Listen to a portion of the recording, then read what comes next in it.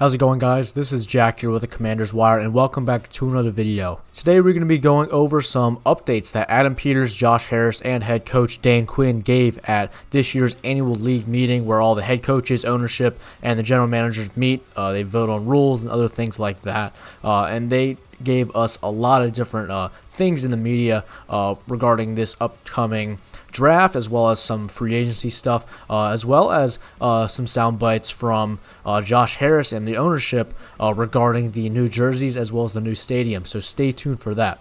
Before we get into today's topics, I really would appreciate it if you guys would go down below, drop a like, subscribe, and turn on post notifications to know when I post next. It really does help me out, and it lets me know that you guys want more Commanders content just like this. So without further ado, let's get right into today's video. To start out, the Commanders have made another free agent signing. They've signed defensive tackle DJ Davidson. This is another depth signing, definitely just a one-year contract. Formerly with the New York Giants. I believe he did play nose tackle for them. Former 5th-round pick, I believe, in 2022. Don't quote me on that, but not really too special. Just another depth signing and another name to kind of rotate in there as this team's nose tackle for the 2026 season. So now let's get right into the topics. So I'm going to start out with Dan Quinn, which I believe spoke first at the league meetings. He starts out with his breakout players. He lists tight end Lawrence Cager and Johnny Newton. This is very, very interesting to me, to say the least. Lawrence Cager is definitely an older guy, practice squad guy. I believe he's almost 30, and he's just someone that I would not really expect to be a breakout candidate, especially for his age. Apparently, Dan Quinn has a lot of faith in him. However, I don't know why you would say Lawrence Cager over a guy like maybe Ben Sinnott, who is still a younger guy, still on his rookie contract, and with under new offensive coordinator David Blau, could definitely be used a lot more this upcoming season compared to how much he was used with Cliff Kingsbury over the last couple of years. So very confused on why he said that. Apparently Lawrence Cager is definitely someone that is still really big, 6'6". I think he's also someone that they may look to on third downs in the red zone as kind of just like a find the weak zone in the defense and kind of just sit there, wait for the ball to come if it ever needs to go there. Kind of what Zach Ertz did, while Chigakonkwo is definitely going to be more of a route running tight end. So maybe he wants to have him break out in that type of sense. And when it comes to Johnny Newton, I don't know where he was going with this. Obviously, we did get that new defensive line coach who has been really high regarded, especially with some of the names like Aaron Donald, who really holds our new defensive line coach to a very high regard, and I believe maybe that because of that, Johnny Newton will finally break out as this team's rushing defensive tackle. But Johnny Newton's definitely someone that really did not turn a lot of heads last year. When he got on the field, he did have some big plays, especially during that Dallas Cowboys game later in the year. But besides that, he did absolutely nothing. So hopefully Dan Quinn was not lying about these breakout candidates, and maybe they can actually carve out really good roles for the Washington Commanders. And obviously, I'll be happy if these guys are playing well, because that means if these guys are playing well, obviously the better players are also playing well, and the entire team is doing pretty well. So these are not my personal picks to be this team's breakout players, but if they're doing well, by all means, that means the team's doing well anyways. Dan Quinn also says that he believes that Adam Peters delivered when getting edges that have length and speed, and obviously he did. He got Charles Omenihu.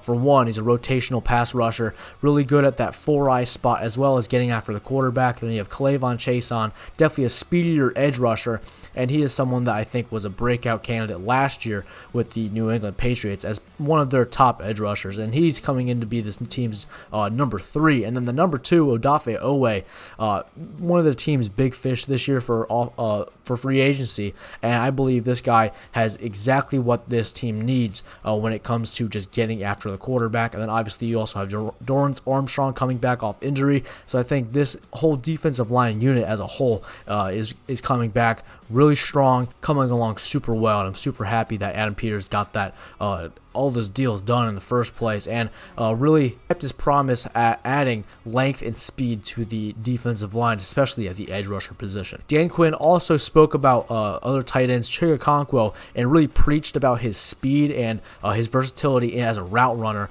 and I'm super happy about this. We obviously need another pass catcher besides Terry McLaurin. I think we do need a couple more, but Chigakonkwo as a really really solid pass catching tight end, especially on the move, rather than kind of a sit in the soft zone type of tight end.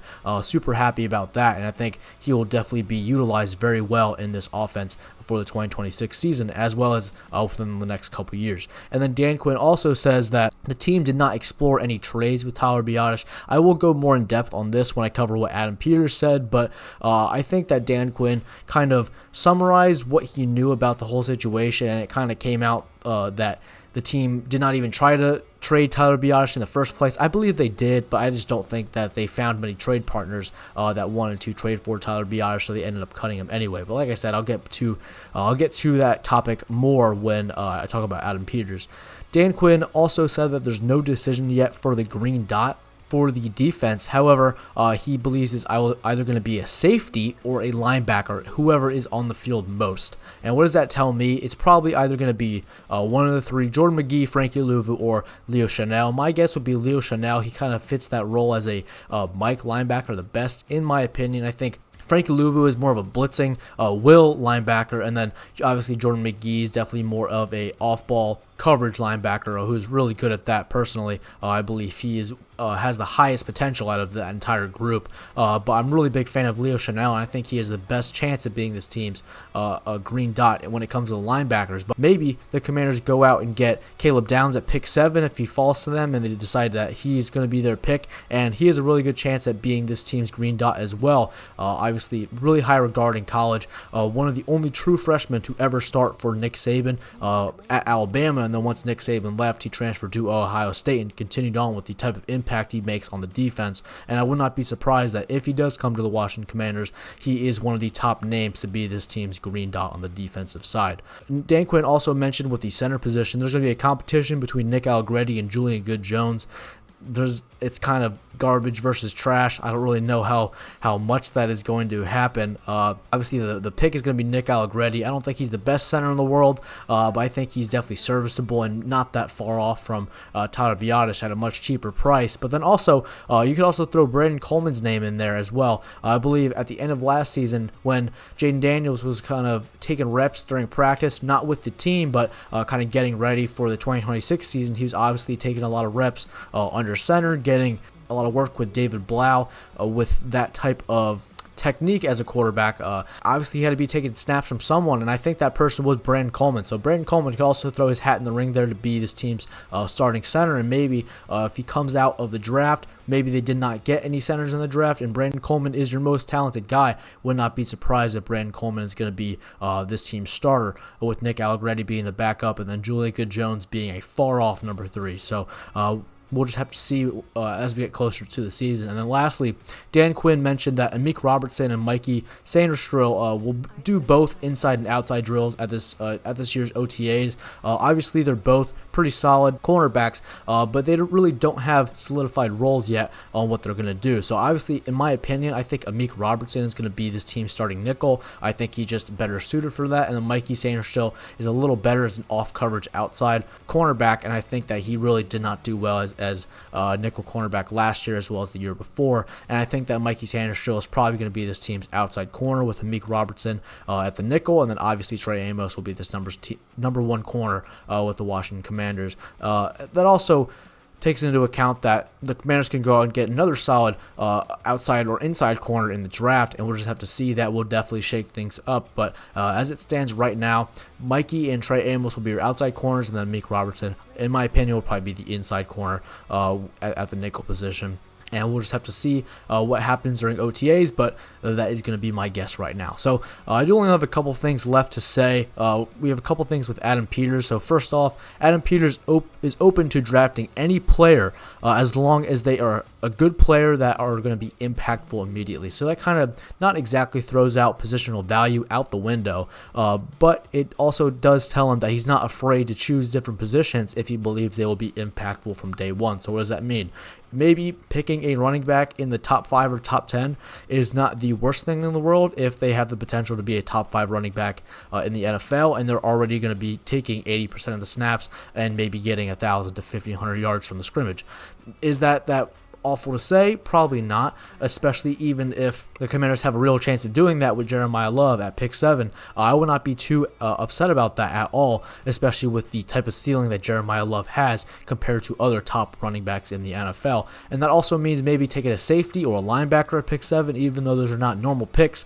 Sonny Styles, you have Caleb Downs. Those are two names that would be solid, impactful starters for you on this Commanders defense from day one, and they'll be getting a majority of the snaps there and potentially being this team's green dot of the future. So I think Adam Peters is really just open to drafting any player that will be impactful immediately on day one, and they will be a starter no matter what. It doesn't matter what position as long as they are going to be holding their weight.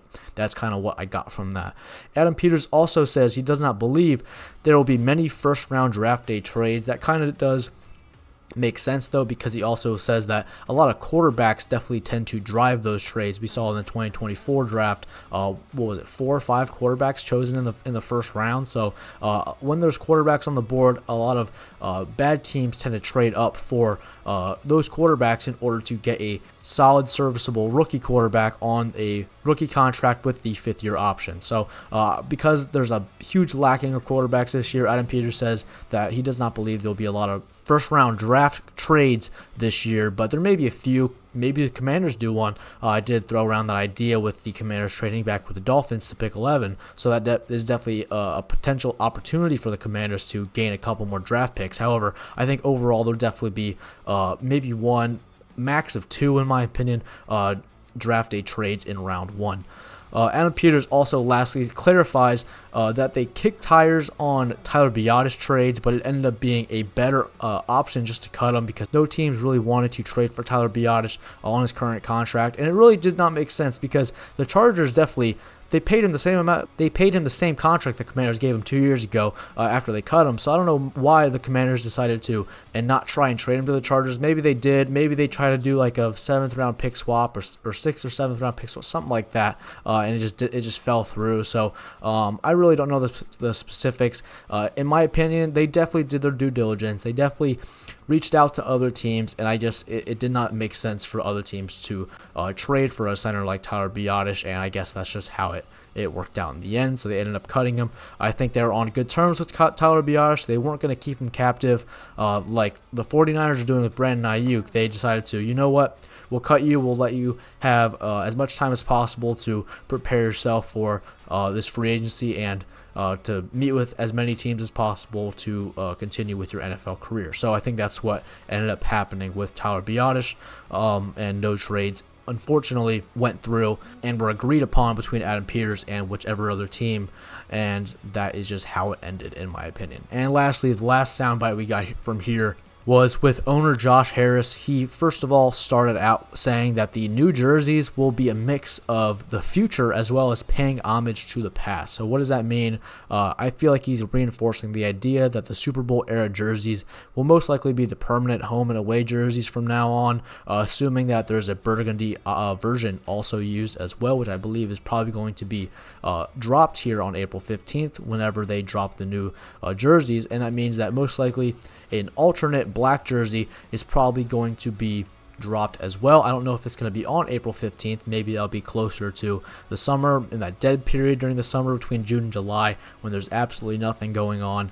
Maybe they'll drop that just to have some buzz going around with the Commanders community, and maybe they'll also unleash a spear logo, whether it be on the alternates, maybe on the home and away jerseys, like on the shoulder or something. We'll just have to see. And then also finally, Josh Harris added that he says that RFK will have an interesting shaped scoreboard. You look at scoreboards like at SoFi Stadium, that oval shaped, same thing at Mercedes-Benz Stadium. I'm thinking something like that. That makes the most sense, especially that the architecture group, I guess, that designed the stadium also designed those two stadiums. So I guess that would make the most sense in my opinion, and that is what I personally am expecting. And he also says that he's going to be targeting for 75,000 total seats. So that is everything that I heard from this year's league meeting from head coach Dan Quinn, GM Adam Peters, and owner Josh Harris. Go down below in the comments. I know this is definitely more of a boring video, just kind of a news update video, but go down in the comments, let me know your thoughts. Really want to hear what you guys have to say. Thank you guys so much for watching and watching till the very end.